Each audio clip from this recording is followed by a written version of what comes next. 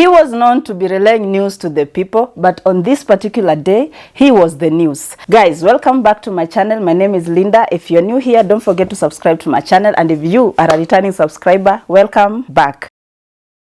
This girl went by the name Careen Chepchumba. On February 14th of 2012, she was found dead in her apartment in Santorina in Kilimani.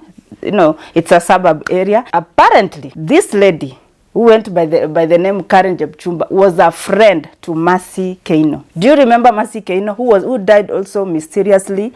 Nobody really knows what happened to this girl, and I don't know what is happening to most university girls, and you know, those girls who have come wale wenye wametoka university just recently, maybe after some time. But this girl Careen Chepchumba actually lived in the suburbs, and the parents were rich. Kulingana na story yenye nimefuatilia and everything else, parents walikuwa rich. They lived in the suburb which was Kilimani, but now this lady also lived in Kilimani but in a different apartment. And guess what, guys? These parents who went by the name of Kili family lived kwa apartment juu, walikuwa wanaishi like ground floor and first floor. And ground floor, guess who lived there? Louis Armstrong Otieno. This guy was a very big news anchor in Kenya, and this time he was the news now. He was believed to be the one who had killed this girl. And wacha niwaambie, me personally nikiangalia hii story, I don't think he did it, but it has so many twists and turns that you don't even know who to accuse.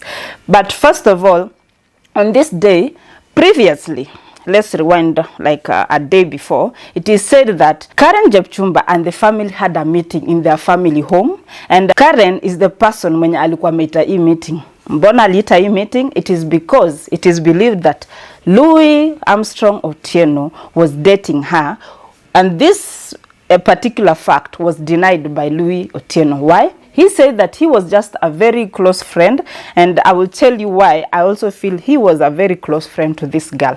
But when they met in this meeting, kulikuwa na hiyo discussion, and it was said that huyu Careen alikuwa anaomba family friends, the parents, siblings pesa anapelekea Louis.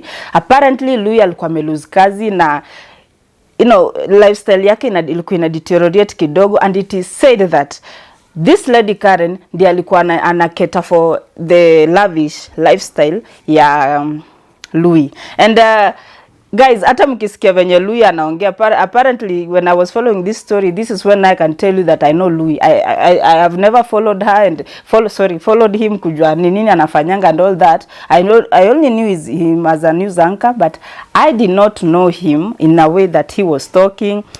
He had fluent English, but always jua ni Mkenya and all that. So guys, in this meeting, she was going to change into a new leaf. Sijui ni yake aje alikuwa anaenda kusema, oh, I'm sorry for everything that I've been doing, money that I've been asking, nini vitu kama hizo. And after the meeting, she was driven to her apartment in Kilimani by the brother who went by the name Emmanuel Kili.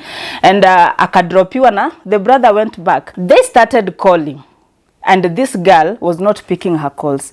Like, they called for a long time. And this is now where I felt like kulikuwa tu na twist. Because mimi siwezi call daughter wangu for a long time achukui simu. Anyway, tuendelee. Nikwambie kwa nini nasema hivyo. So, the brother and the mother came to the Santorina apartments to come and see what was wrong with the girl. So when they reached there, the mother let Emmanuel, the brother, to do what? To go and see what was happening to the sister. How? Like how? Umekukipigia mtoi wako simu mpati, unatumaje brother yake? Run. Mimi hata sitavavia, I'll run. Like, how did you leave your son to go and check on your daughter or on the sister, and you're seated in the car waiting? What are you waiting for? Is it because you knew what he's going to find, or what was the point? So when the boy Emmanuel went there, apparently he was 23. When he went to the room, to the house, he found the door not locked. Akaingia, akapata nyumba iko somehow stuffy. You know, now that is the next morning, remember? The house now iko stuffy. And akaenda kwa the room, akapata amelala, like lying down. Alikuwa amevaa sijui ni wig ama ni style ameshuka, but now he was lying and he was well tucked in bed.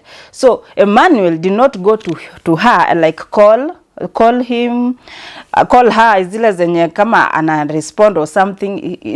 When he saw her, he went back to the mother, akamwambia ako wapi, ako kwa bedroom amelala. And that's when the mother now went to the room, and the guy akabaki kwa nini the house now akitengeneza curtains nini. Remember I told you Emmanuel alikuwa amesema the house was somehow stuffy. So each time when the mother went to the room, akajaribu kumwamsha and all that, that's when she found out that this lady was actually dead because she was non-responsive.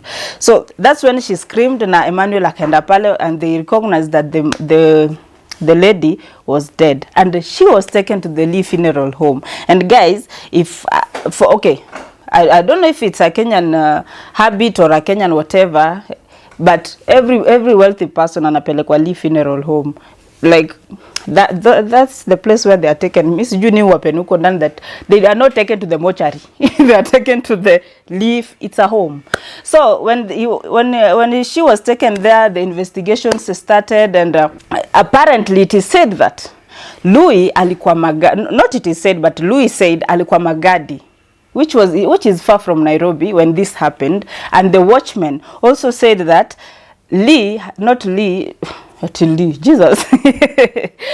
Okay, the watchman said that Louis had not come to that house for the past like 3 weeks to this incident. So they were kind of an alibi to him, because they really said that this man was not seen in this apartment. And when Louis was called and told about it, he was just told that something had gone wrong, and apparently hiyo ndio siku yenye Louis alikuwa narudi back to Nairobi. So when he reached Nairobi, went to the DPP's office, and he was able to be told what had actually happened. He was worried because he said that a lot was happening in the family of this lady and in her life too. And he said that he was not, this lady was not comfortable in the family, and she was being beaten, she was being abused by the father. This is when now I noticed that Kili, the father now went by the name Hosea Kili, was actually Karen's stepfather. He was not her real dad. Louis now says that Karen told him that the father was sexually abusing her. He was beating her, he was mistreating her, in short. And apparently the mother didn't really seem to know the story, the story behind the story. Ama nisema yani zile vitu zina happen behind the cameras, behind the scenes, hizo vitu zenye yeye sasa anaambia Louis. So Louis seemed to know a lot about Karen more than the family did. And each time yote when Karen was talking to the father, talking to Louis and doing all the, when you get a friend, you get to share the deep part of you and everything else. There's a friend who worked with her in the Kenya Power and Lightning Company, because that's where this lady worked. So each time the lady said that one time that Karen had called her, akampatia namba ya Louis, akamwambia, if anything happens to me, call Louis. So this is where now I ask myself, okay, how do you give a stranger's contact, yet you have parents, you have siblings, and you have relatives, in short? But this one now made me feel like Louis was close to this lady, and this lady was very comfortable with Louis than she was with the family members. So guys, ni mnafikiria nini? Because first of all, there's so much to this story, and the fact that this girl who went by the name Karen was buried very fast. Alizikwa haraka, like, and the guy, the father now, was very fast to say he has forgiven the person who did this to her. Like, for me, hata kama ningependa kuforgive, nobody kills my daughter and then I just wake up and forgive this person. I think I like an investigation to be done first. I find out actually who did it, for me to find it in my heart to even forgive. Because when you stand, you're saying you're forgiving. Who are you forgiving? Because you don't even know who did it. But now, this guy was very fast in forgiving. Number two, why is it that the mother did not really run to see what was happening to the daughter and sent the brother? Is it because she knew that something might have happened to her and she really didn't want to find it firsthand? If Louis was as bad as the family was portraying him, because it's apparently all the family members were accusing Louis of you know, something sinister, because the body of this girl was, when the pathologist was talking, he said that there was traces, you know, not traces, but sexual activity had happened before she died. And also in the upper hand alikuwa na bruise. You know, it meant that alikuwa na struggle fulani wakati alikuwa anachokiwa, because she was strangled from the front. So actually mtu alimuua alikuwa amesimama mbele yake. So it's somebody she saw, because hakuwa na bruise huko nyuma, alikuwa na bruise hapa. So the killer was, you know, walikuwa face to face with the killer. And in the not living, but in the kitchen table, there was 2 glasses.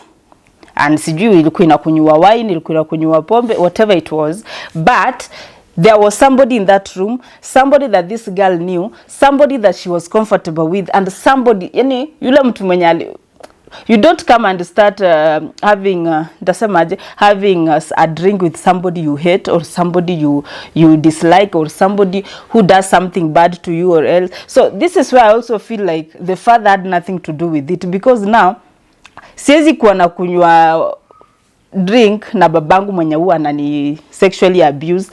I really don't know, because they say that previously, like 6 days before this happened, somebody had actually come to that house. Now by coming to that house, no register was done kwa gate and everything else. And throughout this investigation, it is also said that Karen had actually given a very detailed information to the gateman kuambia if ever Louis anakuja kwake wasimquestion, because he is a friend. So Louis was the only person mwenye alikuwa na through pass ya kwenda kwa msichana, and maybe the parents, but the parents didn't have any through pass. So if this person mwenye aliingia na akakos this death hakuregister hapo, is it Louis? Because Louis is the only person who didn't have a through pass, who had a through pass to her house. So a lot of questions, but now this lady is dead. We don't really know what happened to her, what did not happen to her. You know, sometimes they always say that you cannot you cannot have ndasemaje, uwezi pigana na maiti, ndio maana unapata hata askari akifanya kitu akikuua. Ni hivyo like hakuna kitu tuongea na maiti ameenda. There's nobody to contest with in court. So guys, I hope you liked my story, and kama kuna kitu sijatouch on this story, because I know there was a lot, but I'm trying to make my videos as short as I can. I hope you really liked the story for today, because I am trying to really do Kenyan stories now, and I've come back with a bang. Imagine guys, subscribe, like, share, don't skip the ads. Bye guys.